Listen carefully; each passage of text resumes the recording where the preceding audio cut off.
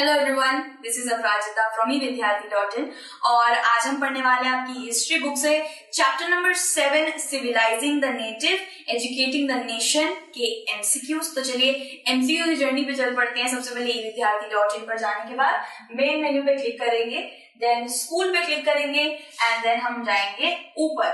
जैसे ही आप ऊपर जाएंगे क्लास 8 के कॉलम में हिस्ट्री, अब हिस्ट्री कॉलम में चले जाएंगे। हिस्ट्री क्लास 8 से रिलेटेड सारी चीजें आपको यहाँ पे मिल जाएंगी। तो जाएंगे एमसीक्यू पे। जैसे आप एमसीक्यू पे क्लिक करेंगे तो यहाँ पे पूछने के लिए आएगा भाई कि कौन से चैप्टर का करना है भाई।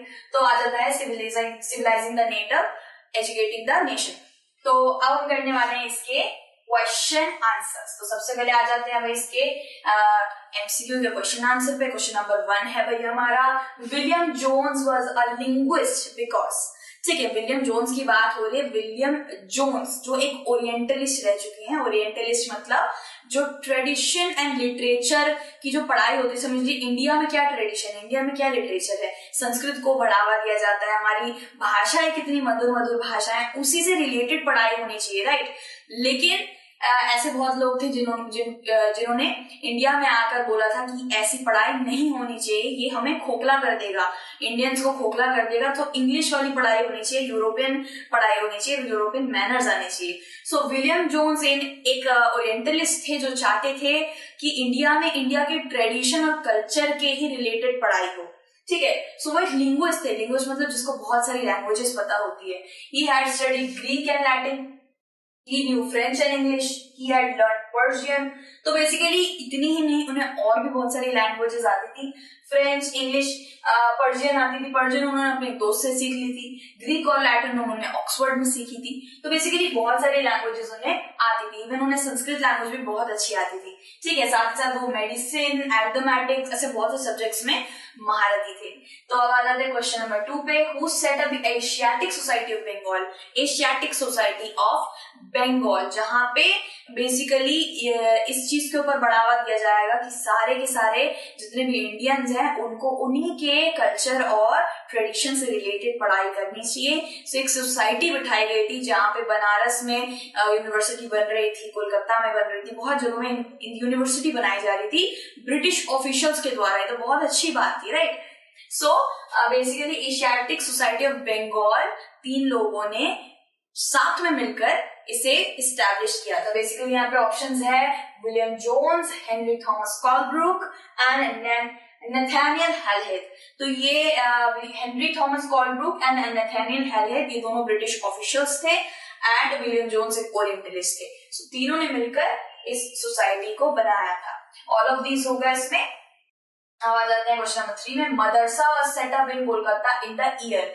सो बेसिकली मदरसा भी बनाया था, यूनिवर्सिटी बनाई थी बनारस में सारे ब्रिटिश ऑफिशियल्स ने। सो बेसिकली मदरसा इसलिए बनाया गया था जिस वजह से जितने भी लोग हैं जो मदरसे में पढ़ना चाहते हैं, पर्शियन, इस्लामिक लॉ, उर्दू, जो भी पढ़ना चाहते हैं वहां पे पढ़ पाए।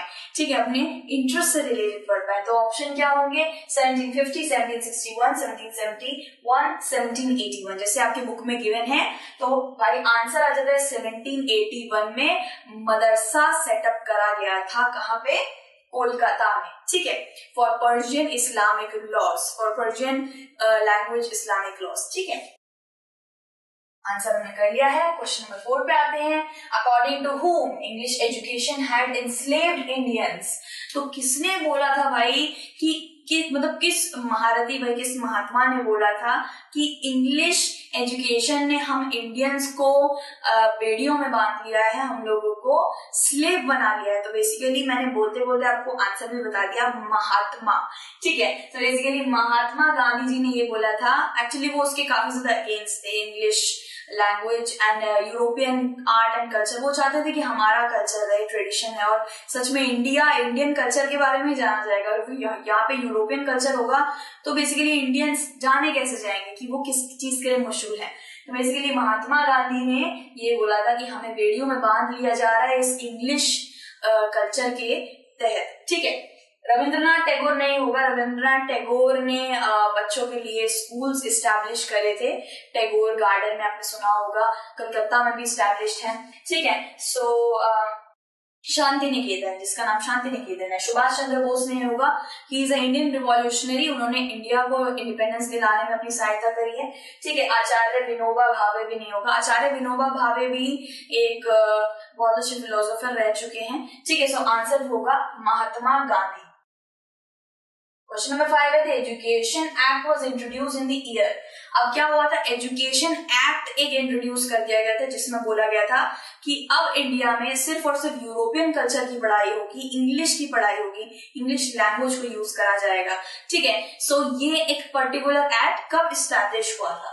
सो 1835 will be the right answer. 1835 को ये एजुकेशन एक्ट को इस्टेब्लिश करा गया था बाय मैकॉले, बॉबिंगटन मैकॉले और जेम्स मिल जैसे ये जो लोग हैं, और वुड, चार्ल्स वुड, ये कुछ बहुत बड़े बड़े नामचीन ब्रिटिश लोग थे जिन्होंने साफ साफ बोल दिया था कि इंडिया में इंडिया के कल्चर वाली पढ़ाई नहीं होने देंगे, वरना ये लाइक खोखला कर देगी, एक तरीके से किसी काम की नहीं है, उनका ये मानना था। सो बेसिकली इसके ऊपर एक एक्ट बना दिया था कि सारे बच्चे इंग्लिश टेक्स्ट बुक्स पढ़ेंगे, यूरोपियन मैनर सीखेंगे। ठीक है, 1835 will be the right answer. आ जाते हैं क्वेश्चन नंबर 6 पे, एशियाटिक रिसर्च, जो हमने कहा था कि एशियाटिक सोसाइटी, ठीक है, एशियाटिक सोसाइटी विलियम जोन्स और हेलहेड ने और कॉलब्रुक ने इस्टेब्लिश करी थी। तो इसमें बेसिकली एक जर्नल भी निकलता था, उसी से रिलेटेड एक जर्नल निकलता था जिसका नाम था एशियाटिक रिसर्च। जैसे आप अखबार पढ़ेंगे तो उसमें साइड में जर्नल होता है, वो बंदे पढ़ेंगे तो उसे पता चलेगा कि हाँ जर्नल है, उससे काफी ज्यादा लोगों को पता चलेगा कि एशियाटिक सोसाइटी थी क्या। तो वही था एक एशियाटिक रिसर्चेस, ये जर्नल थी, वाज नॉट स्टार्टेड बाय, तो इनमें से किसने एशियाटिक रिसर्चेस को स्टार्ट नहीं किया था? तो विलियम जोन्स ने तो करा था, हेनरी थॉमस कॉलब्रुक ने भी करा था, नेथानियल हेलहेड ने भी करा था। तो इसके लिए विलियम कैरी ने इसको स्टार्ट नहीं करा था। हमें बता दूं कि विलियम कैरी भी एक फिलोलॉजिस्ट रह चुके हैं, साथ ही साथ उन्होंने उनका सिरमपुर मिशन में उनका बहुत बड़ा योगदान था, जिसके अंदर कलकत्ता में यूनिवर्सिटीज उन्होंने बनाने में काफी ज्यादा अपना योगदान दिया था। मतलब कि यूनिवर्सिटी कलकत्ता में यूनिवर्सिटीज बनाई गई थी, सिरमपुर एक्चुअली हुगली के पास ही है, जहाँ पे हमारे जितने भी इंडियन बच्चे हैं वो जाके अपनी ट्रेडिशन और कल्चर की पढ़ाई कर पाए। So basically he was also good man, William Carey. ठीक है, देन आ जाते हैं हम क्वेश्चन नंबर 7 में, which of the following was not the purpose of setting up Madrasa in Calcutta in 1781? तो ऐसा कौन सा इनमें से पर्पस आपको लग रहा है नहीं था मदरसा सेटअप करने का कलकत्ता में? तो बेसिकली मदरसा सेटअप इसलिए करा गया था जिससे इस्लामिक लॉ, पर्शियन लॉ, ये सब बच्चे सीख पाए। ठीक है, तो इनमें से कौन सी लैंग्वेज में पढ़ाई नहीं जाती थी? अरेबिक, इस्लामिक, पर्शियन लॉ वहां पे पढ़ाई जाती थी, पर्शियन लैंग्वेज पढ़ाई जाती थी। So Gujarati will be the right answer. भाई वहां गुजराती लैंग्वेज नहीं पढ़ाई जाती थी, मदरसा में गुजराती का कोई इस्तेमाल नहीं होता। ठीक है, राइट आंसर विल बी 1781 में ये पर्पस नहीं था। फिर आ जाते हैं भाई क्वेश्चन नंबर 8 में, who was Charles Wood? Charles Wood के बारे में बात करी जाए तो एक होता है ना, हर जगह बोर्ड ऑफ डायरेक्टर होते हैं, तो कोर्ट ऑफ डायरेक्टर जो ब्रिटिश में बहुत सारे डायरेक्टर थे, ब्रिटिश ऑफिशियल्स थे, बहुत बड़े बड़े नामचीन लोग थे, कहते ना बड़े पागल बिल्ले, तो उनकी बात तो सुननी पड़ती है। तो चार्ल्स वुड उनमें से एक थे। Charles Wood the president of board of control of the company थे। पूरी जो कंपनी राज थी, जो क्वीन विक्टोरिया के अंडर थी, इंडिया तो उस वक्त क्वीन विक्टोरिया के अंडर था ना, लेकिन उनसे भी नीचे नीचे कुछ लोग होते हैं जो उनके लिए काम करते हैं। तो president of board of control of the company रह चुके हैं Charles Wood. Charles Wood's dispatch नाम का एक चीज आया था जिसके अंदर बोला गया था सिर्फ यूरोपियन लॉ, मैनर्स, ये सब भी पढ़ाया जाएगा। सो Charles Wood was the president of board of control of the company. ठीक है, और ये चार्ल्स वुड हो गए, जेम्स मिल हो गए, बॉबिंगटन मैकॉले हो गए, ये कुछ ऐसे लोग थे जो हमारे जितने भी वहां पे इंडियन लोग थे उस वक्त में ब्रिटिश एम्पायर के अंदर, सबको European manners, European art, Christianity, इन सब में तब्दील कर देना चाहते थे। ठीक है, अब आ जाते हैं हमारे क्वेश्चन नंबर 9 पे। The English education act was passed. English education act कब पास हुआ था? ठीक है, और बेसिकली उसमें था क्या, कब पास हुआ था, ये तो मैं पता ही है, ऑब्वियसली 1835 के करीब पास हो गया था। साथ ही साथ ये इसमें क्या क्या बेसिकली कंसिस्ट करता था, पहला ऑप्शन है to materialise Macaulay's thinking. Obviously Macaulay ji ने बॉबिंगटन मैकॉले जी की तरफ से ये आ रखा था एक्ट, तो बेसिकली ये आंसर भी सही है। To make the English the medium of instruction for higher education, higher education को सिर्फ इंग्लिश ही देना चाहते थे वो, ये आंसर भी सही है। To stop the promotion of oriental institution, to stop the promotion of oriental institution का मतलब है कि ओरिएंटल इंस्टीट्यूशन यानी कि किसी भी कंट्री को उसके कल्चर की पढ़ाई ना करने देना, तो वो तो उन्होंने बरकरार तरीके से स्टॉप कर ही दिया था। तो basically all of the above होगा, ये सारी चीजें सही हैं। इंग्लिश एजुकेशन एक्ट मैकॉले ने करा था, हायर एजुकेशन को इंग्लिश पढ़ाना था और ओरिएंटल लर्निंग नहीं आने देनी थी। ठीक है, सो ये आंसर भी सही है। क्वेश्चन नंबर 10 है what type of school did Tagore want to set up.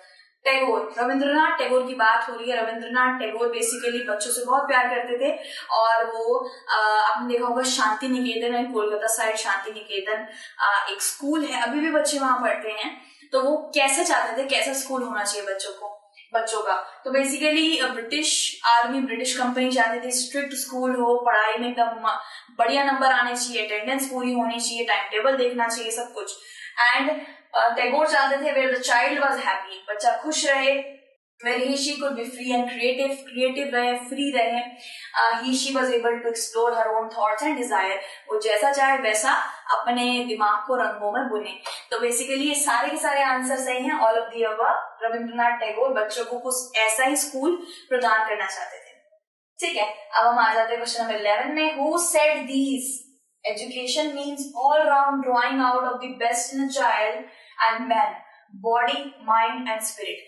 Basically ये जो पूरा एक क्वाटो है ये आपको कभी भी मिल जाएगा, it's very famous quota. Education का मतलब सिर्फ ये नहीं होता कि पढ़ाई कर दी और बुकिश लैंग्वेज पढ़ ली। बेसिकली अगर बच्चे को मजा ही नहीं आ रहा है पढ़ने में तो वो पढ़ाई नाम की पढ़ाई रह जाएगी, राइट। सो बेसिकली मजा आना चाहिए, स्पिरिट को भेदनी चाहिए, ऐसी पढ़ाई करवानी चाहिए, बॉडी तंदुरुस्त ताजा एकदम स्वस्थ हो जानी चाहिए उस पढ़ाई से, साथ ही साथ माइंड को भी कुछ इफेक्ट मिलना चाहिए, ऐसी पढ़ाई होनी चाहिए। बेसिकली एजुकेशन ऐसा कराना चाहिए, पढ़ाई ऐसी करानी चाहिए जिससे पूरा ऑल राउंड हमारी बॉडी को तंदुरुस्ती मिल जा रही है उस वक्त पे। तो ऑप्शन है Rabindranath Tagore, Mahatma Gandhi, Swami Dayanand Saraswati, none of these. So basically Mahatma Gandhi will be the right answer. Rabindranath Tagore ने क्रिएटिविटी बच्चों की बढ़ाने के लिए स्कूल बनाया था।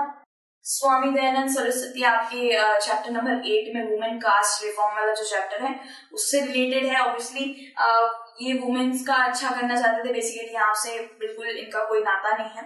एंड नन ऑफ दीज भी नहीं होगा, आंसर होगा महात्मा गांधी। महात्मा गांधी चाहते थे कि एजुकेशन इस तरीके की हो। तो हम रिजल्ट देख लेते हैं। भाई रिजल्ट है हमारा 11 आउट ऑफ 11 करेक्ट क्वेश्चन के आंसर दे दिए हमने। आप जितना इससे प्रैक्टिस करते जाएंगे उतना आप एक्सपर्टीज होते जाएंगे, मुझे पता है। ठीक है, सो बेसिकली अगर आपको स्टडी रिलेटेड हेल्प चाहिए evidyarthi.in की वेबसाइट पे जाइए, टोटली फ्री है, हिंदी इंग्लिश दोनों में है। एंड MCQ क्वेश्चन पेपर सब कुछ आपको वहां अवेलेबल मिलेगा।